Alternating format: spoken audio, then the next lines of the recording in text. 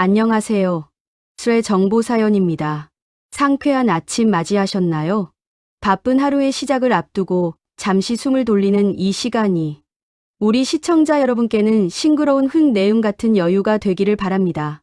하지만 평생을 바쳐 지켜온 부모의 소중한 유산을 돈 안 되는 쓰레기라 비웃으며 내다 버리는 자식이 있다면 그 아침은 얼마나 시리고 아플까요? 오늘 사연은 낡은 씨앗 주머니 하나에 인류의 미래를 담아온 한 어머니의 이야기입니다. 며느리에게는 그저 냄새나는 노인의 집착이었던 씨앗들이 국가농업본부장이 눈물 흘리며 예우하는 위대한 유산으로 밝혀진 사연. 지금부터 눈앞의 이익에 눈이 멀어 생명의 근본을 보지 못한 자식들에게 전하는 어머니의 서늘하고도 따뜻한 마지막 가르침을 함께 들어보시겠습니다.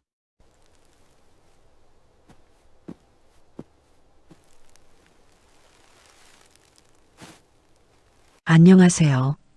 강원도 깊은 산골에서 평생 흙먼지를 마시며 살아온 68배 이봉순이라고 합니다. 여러분에게도 눈을 감으면 이내 코끝을 스치는 고향의 냄새가 있으신가요? 제게는 비가 오기 직전 훅 하고 끼쳐오는 흙내음과 아궁이에서 타닥타닥 타들어가던 마른 장작 냄새가 그렇답니다. 그 냄새를 맡을 때면 굽은 등으로 밭을 매시던 돌아가신 친정어머니의 얼굴이 아지랑이처럼 피어오르곤 하지요. 제가 친정어머니께 물려받아 40년 넘게 지켜온 것이 하나 있습니다. 바로 낡고 해진 삼배주머니 수십 개에 담긴 토종 씨앗들이랍니다. 봄이면 싹을 틔우고 가을이면 정성스레 거두어 가장 튼실한 놈들만 골라 처마 밑에 매달아 말렸지요. 이 작은 씨앗 한 알에는 혹독한 겨울을 버텨낸 생명력이 담겨 있고 우리네 어머니들이 자식 입에 밥 들어가는 것만 보아도 배가 부르다며 지어오신 다정한 세월이 담겨 있습니다. 얼마 전 서울에서 번듯하게 자리를 잡은 아들 녀석이 제게 합가를 제안해 왔습니다. 어머니, 이제 고생 그만하시고 서울 오셔서 편히 모실게요. 그 한마디에 제 마음이 어찌나 뭉클했던지요.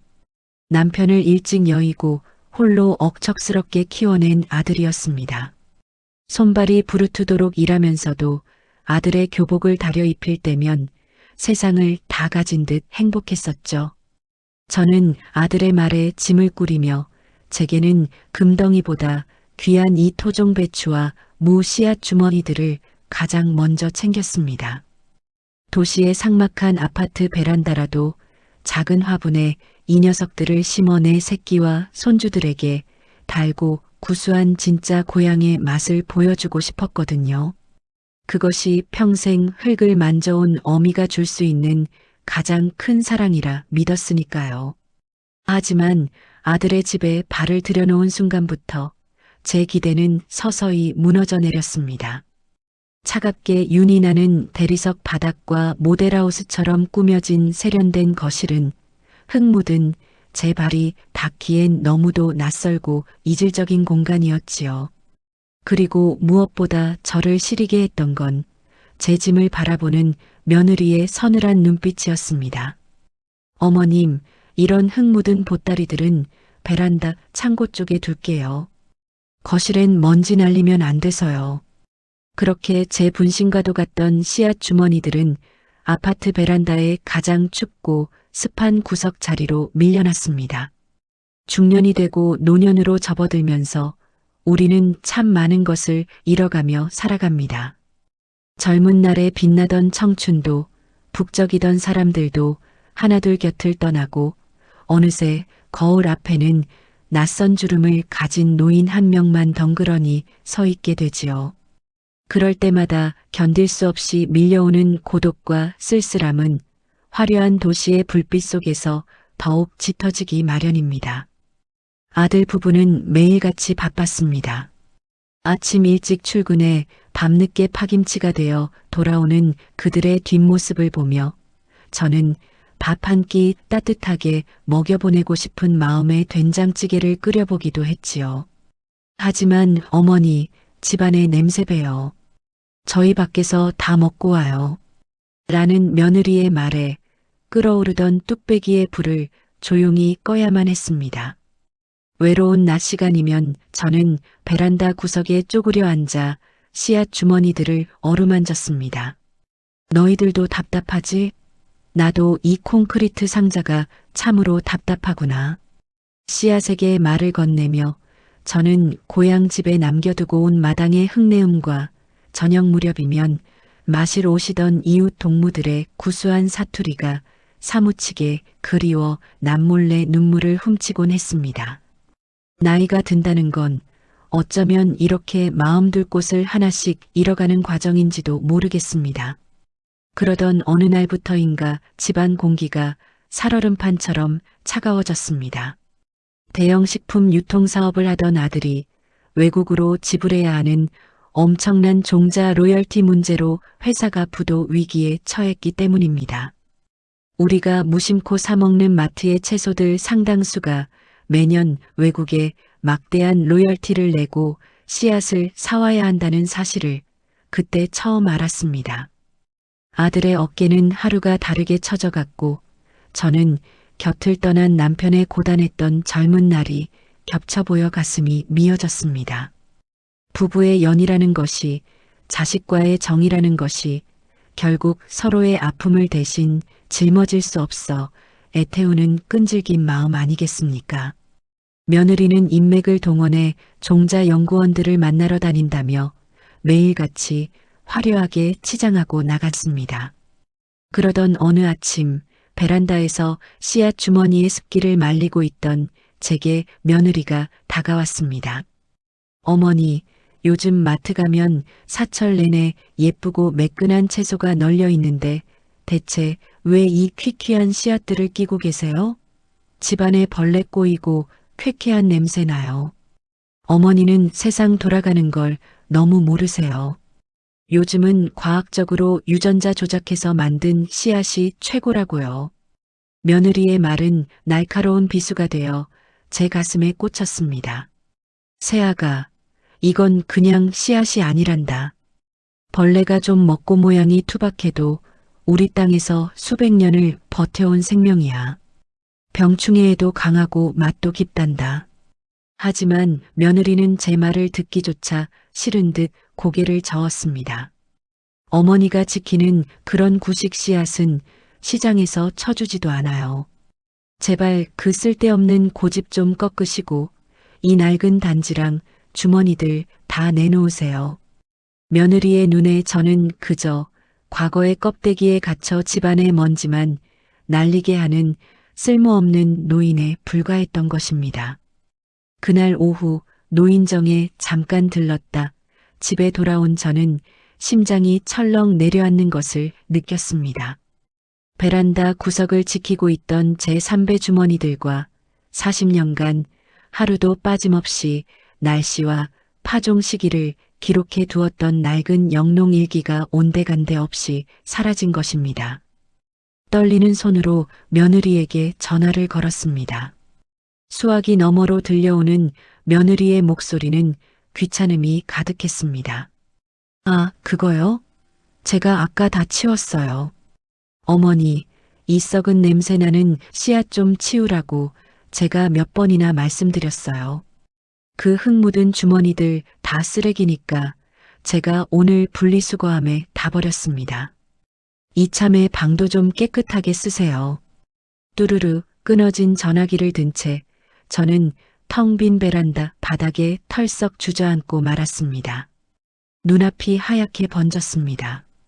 며느리가 쓰레기통에 던져버린 것은 단순한 씨앗이 아니었습니다. 그것은 홀로 된 몸으로 억척스럽게 밭을 매며 아들을 키워낸 저의 청춘이었고 거친 비바람 속에서도 생명을 포기하지 않았던 우리네 어머니들의 역사였으며 자식에게 가장 좋은 것만 물려주고 싶었던 어미의 마지막 자존심이었습니다. 자식을 향한 짝사랑은 왜 이리도 서글픈 것일까요? 내 모든 것을 내어주고도 모자라 더 주고 싶은 것이 부모의 마음인데 그 마음이 한낱 퀴퀴한 쓰레기로 취급받을 때의 무너짐은 말로 다 할 수 없는 고통이었습니다. 차가운 베란다 바닥을 짚은 제 주름진 손등 위로 뜨거운 눈물이 뚝뚝 떨어져 내렸습니다. 밤이 깊어지자 저는 조용히 현관문을 나섰습니다. 아파트 분리수거장 한 구석, 폐지 더미와 일반 쓰레기 봉투 사이에서 저는 흙투성이가 된 제 3배 주머니들을 발견했습니다. 다행히 꽁꽁 여며둔 덕에 씨앗들이 밖으로 쏟아지지는 않았더군요.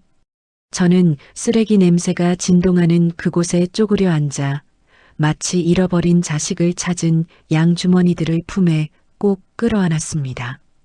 그 캄캄한 밤하늘을 올려다보며 저는 인생의 참된 의미와 마주하게 되었습니다. 60평생을 쉼없이 달려왔지만 결국 우리는 빈손으로 와서 빈손으로 가는 존재라는 것을요.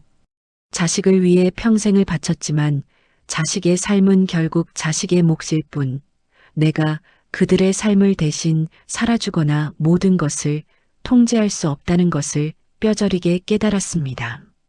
건강하게 나이 들어간다는 것은 어쩌면 내 마음속의 아집과 집착을 하나씩 비워내는 일일지도 모릅니다. 자식에게 기대받고 싶은 마음, 대접받고 싶은 욕심, 이 모든 것들을 훌훌 털어내야 비로소 참된 자유가 평안을 얻을 수 있다는 것을요. 그래, 억지로 맺어진 인연의 끈을 이제는 놓아주자. 내 자리가 아닌 곳에서 짐이 되느니 내 영혼이 숨 쉴 수 있는 흙으로 돌아가자. 저는 흙 묻은 주머니들을 툭툭 털어내며 결심했습니다. 내일 아침이 밝으면 이 차가운 시멘트성을 떠나 다시 자연의 품으로 내 씨앗들이 뿌리내릴 수 있는 따뜻한 흙으로 돌아가겠다고 말이지요. 그것이 중년의 고독을 이겨내고 스스로의 존엄을 지키는 길임을 알았기 때문입니다. 동이 트고 이슬이 채 마르기도 전인 이른 아침, 평온하던 아파트 단지가 갑자기 소란스러워졌습니다. 번쩍이는 검은색 관용차 여러 대가 잇따라 들어오더니 말로만 듣던 국가농업진흥청장과 파란 눈의 국제종자기구 본부장이 경호원들을 대동하고 내리는 것이 아닙니까? 마침 전 세계적인 기후변화와 식량 위기로 인해 병충해의 강한 토종 종자를 확보하는 것이 국가의 명운을 건 과제가 된 시기였습니다. 아들의 회사를 살리기 위해 동분서주하던 며느리는 창밖을 내다보다 이 거물급 인사들을 발견하고는 아들의 사업 파트너가 드디어 찾아온 줄 착각했습니다. 며느리는 가장 비싼 옷을 꺼내 입고 화려하게 화장을 한 채 허둥지둥 1층으로 뛰어나갔습니다. 아이고, 청장님, 그리고 본부장님, 저희 아파트까지 어쩐 일로 친히 걸음을 하셨습니까? 저희 남편이 제안한 그 종자 사업권 때문에 오신 건가요? 어서 저희 집으로 올라가시지요. 며느리는 한껏 교태 섞인 목소리로 허리를 굽혔습니다. 하지만 그들의 시선은 화려한 며느리에게 향하지 않았습니다. 본부장의 손에는 누군가 인터넷에 올린 한 장의 사진이 들려 있었고 그들의 눈은 단지 안을 다급하게 훑고 있었습니다. 그 시각 저는 분리수거장 옆 낡은 벤치에 앉아 있었습니다. 밤새 주워온 씨앗 주머니들을 보따리에 싸며 고향으로 돌아갈 마지막 채비를 하고 있었지요. 며느리는 저를 발견하고는 당황하며 눈짓으로 어서 비키라고 위협했습니다. 어머니, 귀빈들 오셨는데 거기서 냄새나게 뭐 하시는 거예요? 빨리 안으로 들어가시라니까요. 하지만 바로 그 순간이었습니다. 파란 눈의 본부장이 제 보따리를 향해 빠른 걸음으로 다가왔습니다. 그는 며느리를 투명 인간 취급하며 지나쳐 제 발치에 놓인 흙투성이 삼배 주머니 앞에 한쪽 무릎을 꿇고 주저앉았습니다. 그러고는 조심스럽게 흘러나온 배추 씨앗 몇 알을 손바닥에 올려놓고 주머니에서 꺼낸 돋보기로 뚫어지게 들여다보기 시작했습니다. 짧은 정적이 흘렀습니다. 침을 꿀꺽 삼키는 소리마저 들릴 만큼 팽팽한 긴장감 속에서 본부장의 파란 눈에 왈칵 눈물이 차올랐습니다. 그가 떨리는 목소리로 통역관을 향해 무어라 소리쳤고 농업진흥청장 역시 믿을 수 없다는 듯 제 보따리 앞을 에워쌌습니다.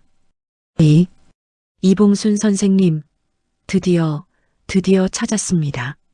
청장이 제 거칠고 주름진 손을 양손으로 덥석 맞잡으며 외쳤습니다.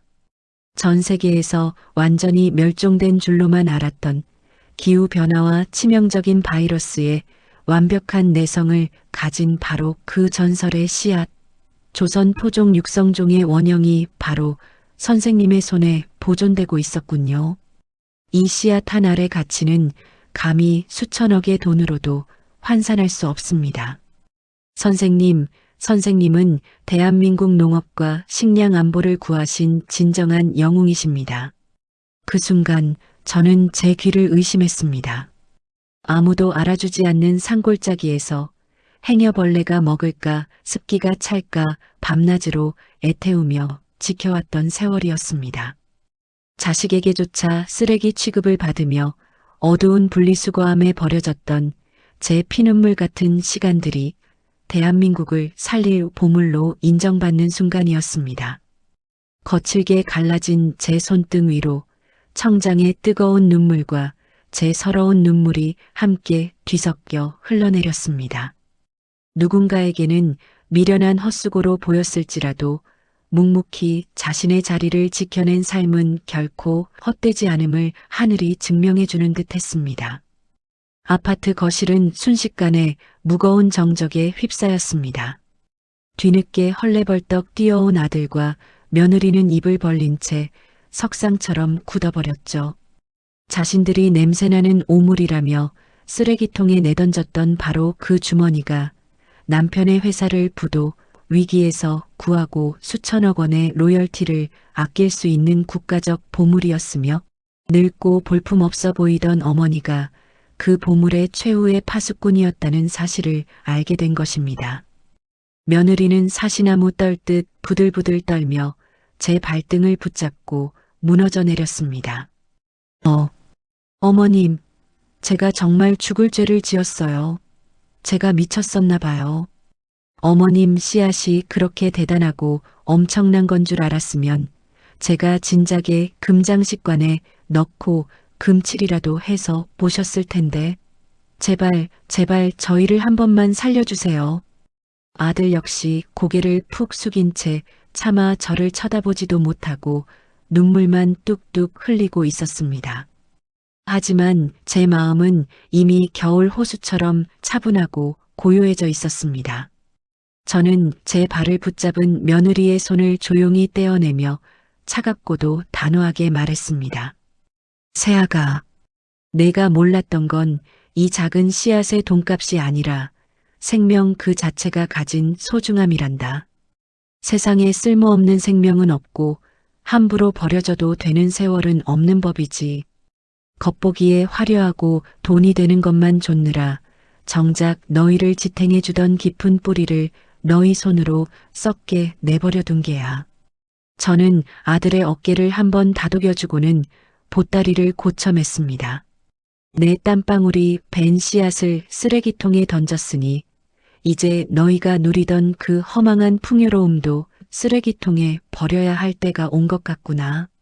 생명과 부모의 세월을 천대하는 자에게는 내 씨앗 하나, 물 한 방울도 아까운 법이다. 나는 이제 내 영혼이 숨 쉴 수 있는 곳으로 가련다. 그것은 자식을 버리는 것이 아니라 헛된 욕망에 사로잡힌 그들이 스스로 넘어져 뼈저리게 반성하고 다시 일어서기를 바라는 어미로서의 마지막 회초리였습니다. 그날 이후 제 삶은 완전히 새로운 봄을 맞이했습니다. 저는 국가에서 국빈급으로 마련해준 맑은 공기와 비옥한 흙이 있는 국립토종종자보존연구소의 명예소장으로 취임했습니다. 아침이면 새소리에 잠을 깨고 햇살을 듬뿍 머금은 흙냄새를 맡으며 텃밭에 쪼그려 앉아 씨앗을 심고 가꾸는 평화로운 일상을 보내고 있지요. 고향에서 동고동락하던 늙은 친구들도 종종 연구소로 놀러와 툇마루에 둘러앉아 막걸리 한 잔에 파전을 곁들이며 젊은 시절의 추억을 안주 삼아 웃음꽃을 피우곤 합니다. 서로의 굽은 등과 주름진 얼굴을 바라보며 우리가 함께 견뎌온 세월이 얼마나 눈부시게 아름다운 것인지를 새삼 깨닫습니다.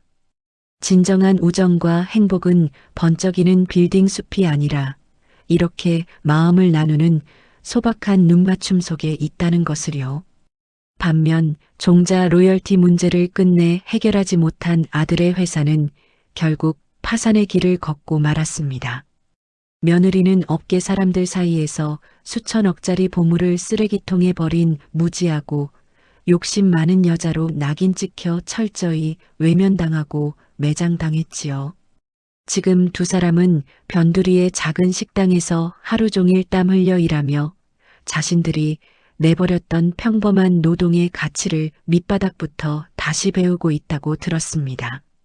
가끔 몰래 찾아가 그들의 고단한 뒷모습을 볼 때면 가슴 한편이 아려오지만 저는 그 시련이 훗날 그들의 영혼을 더욱 단단하게 만들어줄 훌륭한 걸음이 될 것이라 믿습니다. 이제 저는 평온한 연구소의 텃밭에서 오늘도 조용히 흙을 파고 씨앗을 묻습니다. 이 방송을 보고 계신 40대, 50대, 그리고 70대의 동년배 여러분, 우리의 삶도 이 작은 씨앗과 같지 않을까요? 비록 젊은 날의 탱탱하고 고운 모습은 세월의 풍파 속에 주름지고 투박해졌을지 모르지만 우리 안에는 숱한 시련을 이겨낸 위대한 생명력과 지혜가 고스란히 응축되어 있습니다. 진정한 부와 가치는 겉만 번지르르한 대형마트의 포장지 속에 있는 것이 아닙니다. 그것은 대를 이어 묵묵히 지켜온 작은 씨앗 한 알 속에 그리고 묵묵히 가족을 위해 헌신해 온 여러분의 주름진 땀방울 속에 숨어 있습니다. 가끔 중년의 고독이 밀려오고 텅 빈 둥지 같은 마음에 찬 바람이 불 때면 기억해 주세요. 우리가 비워낸 그 공간은 결코 잃어버린 것이 아니라 새로운 봄날의 씨앗을 품기 위해 다져진 비옥한 가치라는 사실을요. 욕심을 내려놓고 누군가에게 기대려던 마음을 훌훌 털어버린 때 우리의 노후는 그 어떤 청춘보다 자유롭고 단단해질 것입니다. 오늘 저녁엔 잊고 지냈던 고향의 오랜 친구에게 안부 전화 한 통을 걸어보는 건 어떨까요? 아니면 거울 앞에 서서 평생을 애쓰며 살아온 나 자신에게 참으로 고생 많았다. 장하다라며 따뜻한 위로의 씨앗 하나를 심어주는 건 어떨까요?